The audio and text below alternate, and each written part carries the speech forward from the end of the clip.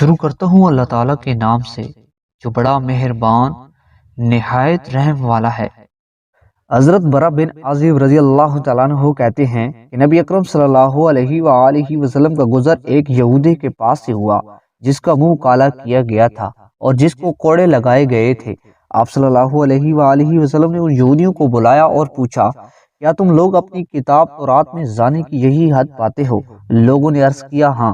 پھر آپ صلی اللہ علیہ وآلہ وسلم نے ان کے عالموں میں سے ایک شخص کو بلایا اور اس سے پوچھا، میں تمہیں اس اللہ کا واسطہ دے کر کہتا ہوں جس نے موسیٰ پر تورات نازل فرمائی، کیا تم اپنی کتاب میں زانی کی حد یہی پاتے ہو؟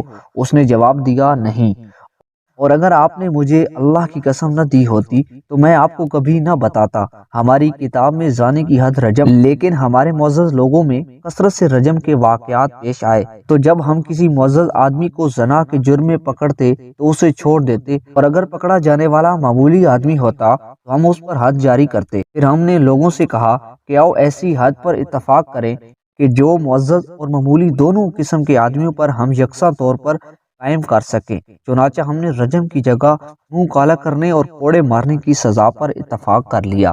یہ سن کر نبی اکرم صلی اللہ علیہ وآلہ وسلم نے فرمایا، ترجمہ، اے اللہ، میں پہلا وہ شخص ہوں جس نے تیرے اس حکم کو زندہ کیا ہے جسے ان لوگوں نے مردہ کر دیا تھا۔ آپ صلی اللہ علیہ وآلہ وسلم نے حکم دیا اور وہ یہودی رجم کر دیا گیا۔ حضرت عبداللہ بن عباس رضی اللہ تعالیٰ عنہ کہتے ہیں کہ رسول اللہ صلی اللہ علیہ وآلہ وسلم نے فرمایا، اگر میں گواہوں کے بغیر کسی کو رجم کرتا تو فلاں عورت کو کرتا، اس لیے کہ اس کی بات چیت سے، اس کی شکل و صورت سے اور جو لوگ اس کے پاس آتے ہیں اس سے اس کا فحشہ ہونا ظاہر ہو چکا ہے۔ وضاحت: اس حدیث سے معلوم ہوا کہ اگر کسی عورت کا فحشہ ہونا معلوم ہو تو بھی اس کو زنا کی حد نہیں لگا سکتے جب تک کہ اس کی طرف سے جرم کا اعتراف و اقرار نہ ہو یا 4 آدمیوں کی گواہی کا ثبوت نہ ہو۔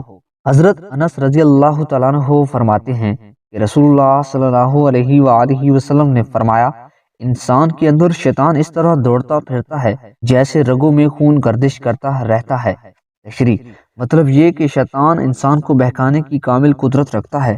صرف یہی نہیں کہ وہ مختلف صورتوں میں اچھے انسانوں اور نیک بندوں کو نیکی و بھلائی کے راستے پر چلنے میں رکاوٹ پیدا کرتا ہے، بلکہ انسان کی داخلی کائنات میں گھس کر اس کے ذہن و فکر اور اس کے قلب و دماغ کو پراگندہ کرنے کی کوشش کرتا ہے۔